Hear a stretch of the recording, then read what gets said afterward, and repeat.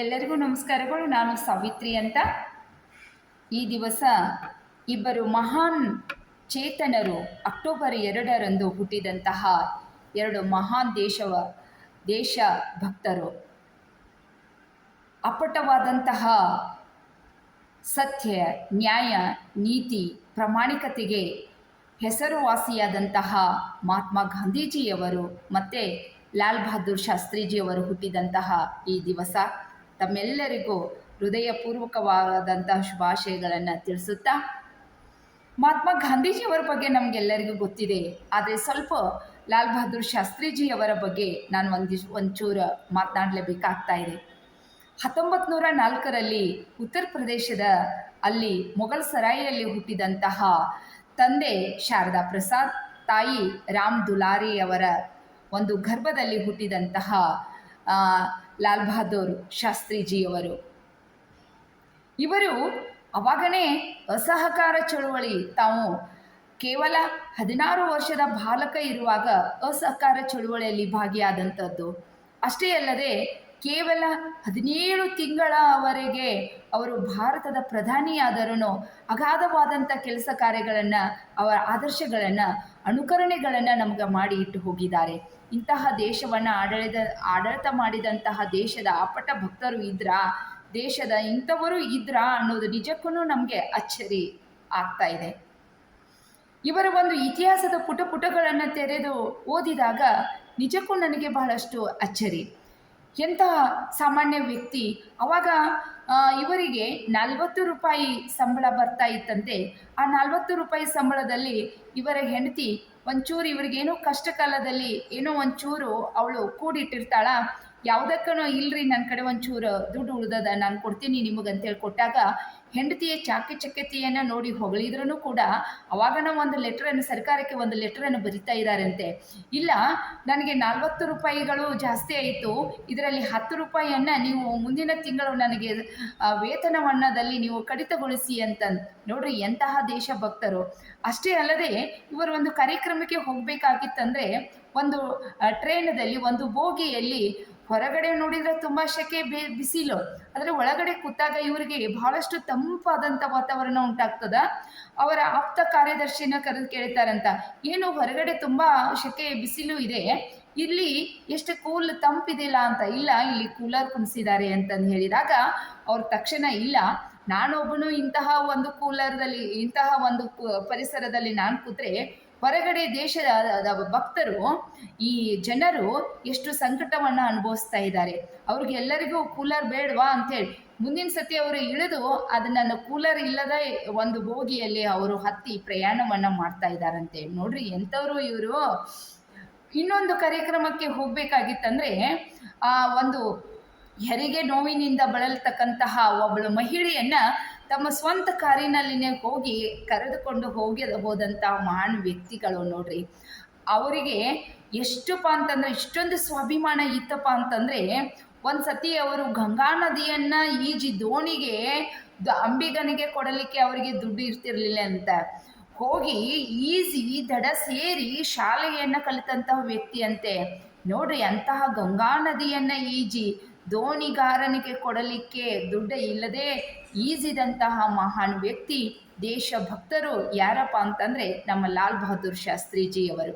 ಅವಾಗ ಒಂದು ದೇಶದಲ್ಲಿ ಬರಗಾಲ ಉಂಟಾಗಿತ್ತಂತೆ. ಅವಾಗ ಅವರು ವಿಚಾರ ಮಾಡಿದರು, ಒಂದು ದಿವಸ ನಾವು ಎಲ್ಲರೂ ಉಪವಾಸ ಮಾಡೋಣ ಅಂತಂದು. ಸೋಮವಾರ ದಿವಸ ಎಲ್ಲರೂ ತಾವು ಉಪವಾಸ ಅಲ್ಲದೆ ಎಲ್ಲರಿಗೆ ಒಂದು ದಿವಸ ಉಪವಾಸವನ್ನು ಮಾಡಿದರೆ ಎಷ್ಟು ನಮ್ಮದು ಹಣ ಉಳಿತದ ಅನ್ನುವಂತಹ ಒಂದು ವಿಚಾರ ಇವರ ತಲೆಯಲ್ಲಿ ಹೊಳಿತಾ ಇದೆ. ಅಂದಿನಿಂದ ಅನೇಕ ಜನರನ್ನು ಕೂಡ ಏನು ಮಾಡ್ತಾ ಇದ್ದಾರೆ, ವಾರದಲ್ಲಿ ಒಂದು ದಿವಸ ಉಪವಾಸವನ್ನು ಮಾಡ್ತಾ ಇದ್ದಾರೆ. ಅಂತಹ ಆದರ್ಶಪ್ರಾಯರಾದಂತಹ ಯಾರು ಲಾಲ್ ಬಹದ್ದೂರ್ ಶಾಸ್ತ್ರೀಜಿಯವರು.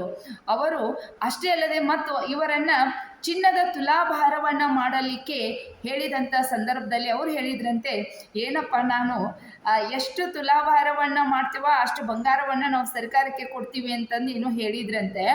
ಅದನ್ನು ಅವ್ರು ಏನು ಮಾಡಿದ್ರಪ್ಪ ಅಂತಂದರೆ, ಇಲ್ಲ, ನಾನು ಭಾಳಷ್ಟು ಕುಳ್ಳಿದ್ದೀನಿ, ಆದರೆ ನನಗಿಂತ ದೊಡ್ಡ ವ್ಯಕ್ತಿಯನ್ನು ನೀವು ತುಲಾಭಾರ ಮಾಡಿ ನನಗೆ ಬೇಡ ಅಂತಂದು ಹೇಳಿದ್ರಂತೆ.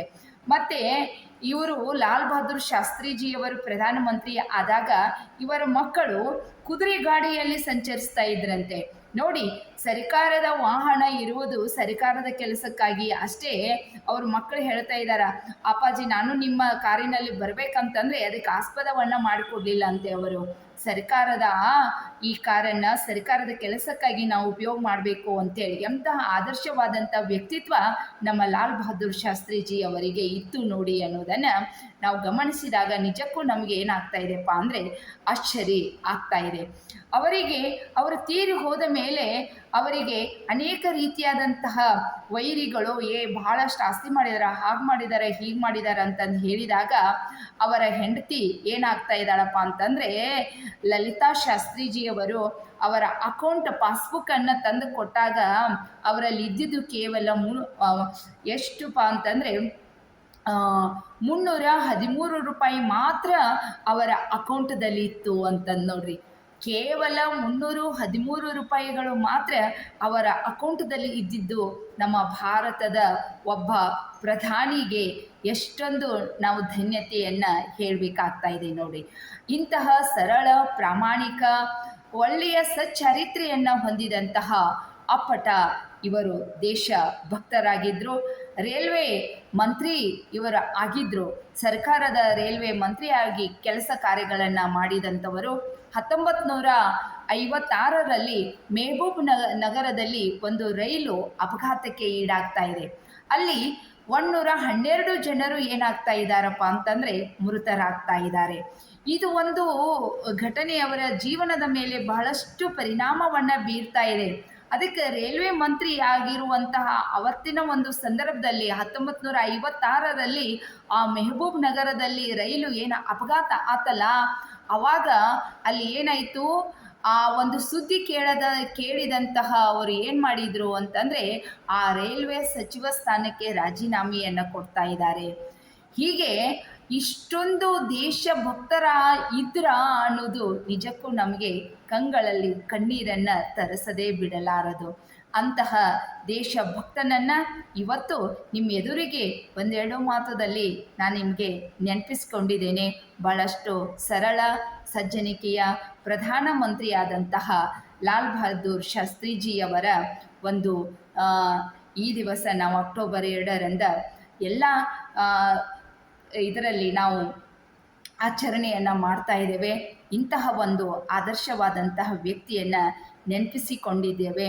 ಅವರ ಒಂದು ಆದರ್ಶ ನುಡಿಗಳು ನ್ಯಾಯ, ನೀತಿ, ಸತ್ಯ, ಧರ್ಮ, ಶಾಂತಿಯ ಪ್ರತೀಕವಾದಂತಹ ಈ ಎರಡು ಮಹಾನ್ ಚೇತನ ಹೃದಯಕ್ಕೆ ಅನಂತವಾದಂತಹ ಧನ್ಯತಾಭಾವವನ್ನು ತಿಳಿಸುತ್ತಾ ಕೇಳಿದ್ದಕ್ಕೆ ತಮ್ಮೆಲ್ಲರಿಗೂ ಅನಂತವಾದಂತಹ ಶರಣಾರ್ಥಿಗಳು, ನಮಸ್ಕಾರಗಳು.